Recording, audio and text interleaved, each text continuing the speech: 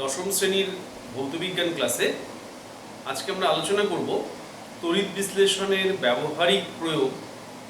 এর আগে আমরা দুটো প্রয়োগ নিয়ে আলোচনা করেছি। আজকে আমরা আলোচনা করব তড়িৎ বিশ্লেষণ পদ্ধতিতে কিভাবে অবিশুদ্ধ কপার থেকে বিশুদ্ধ কপার ধাতু পাওয়া যেতে পারে। তাহলে তড়িৎ বিশ্লেষণ পদ্ধতিটা কিভাবে প্রয়োগ করা হয় চলো আমরা সেটা দেখে নিই।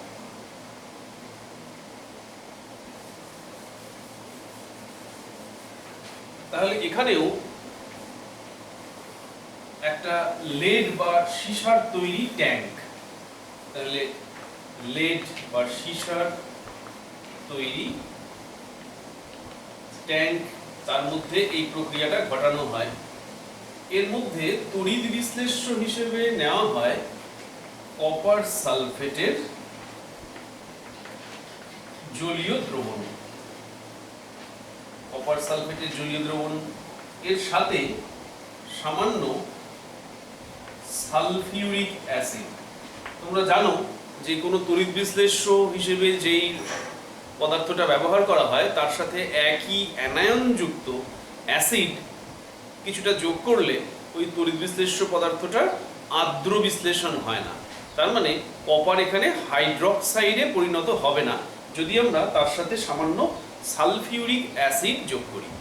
ঠিক আছে, তাহলে তড়িৎ বিশ্লেষ্য হিসেবে আমরা ব্যবহার করছি তড়িৎ বিশ্লেষ্য হিসেবে আমরা ব্যবহার করছি কপার সালফেট দ্রবণ।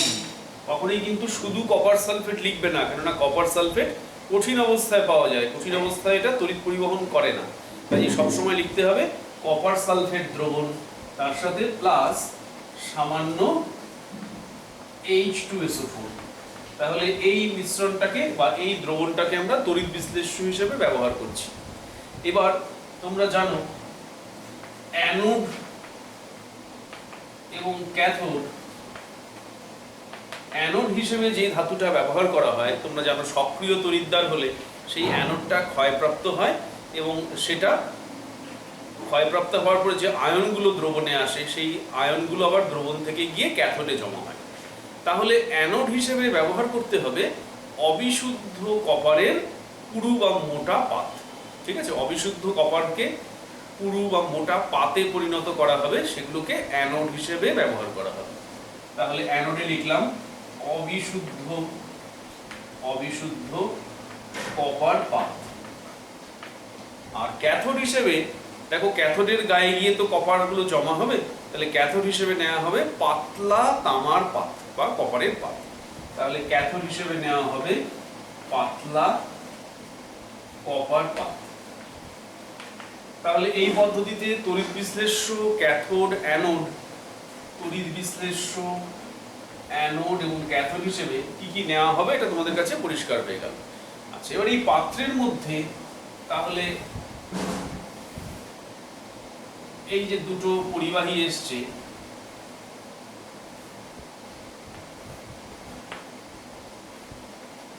এই যে মোটা পাতগুলো ডুবিয়ে দেওয়া হচ্ছে, তোমরা নিশ্চয়ই বুঝতে পারছো যে এইগুলো হবে অ্যানোড।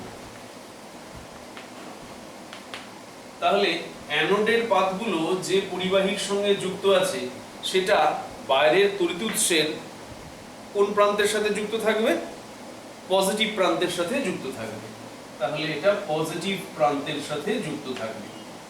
আর আরেকটা পরিবাহী তার গেছে যার থেকে কতগুলো পাতলা তামার পাত ঝুলিয়ে দেওয়া হবে।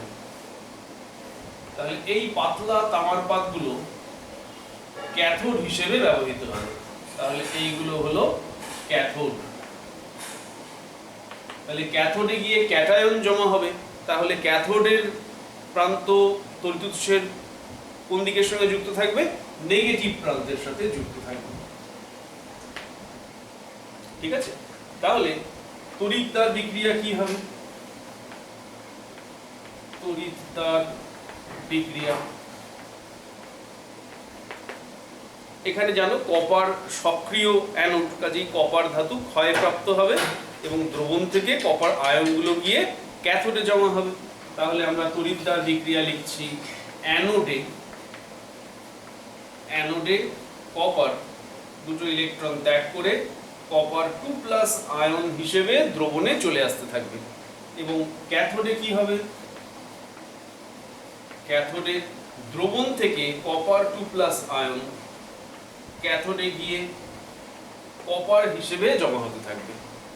ঠিক আছে, তাহলে অ্যানোডটা আস্তে আস্তে ক্ষয়প্রাপ্ত হবে এবং ক্যাথোডটা আস্তে আস্তে পুরু হতে থাকবে এবং ক্যাথোডে গিয়ে বিশুদ্ধ কপার জমা হবে।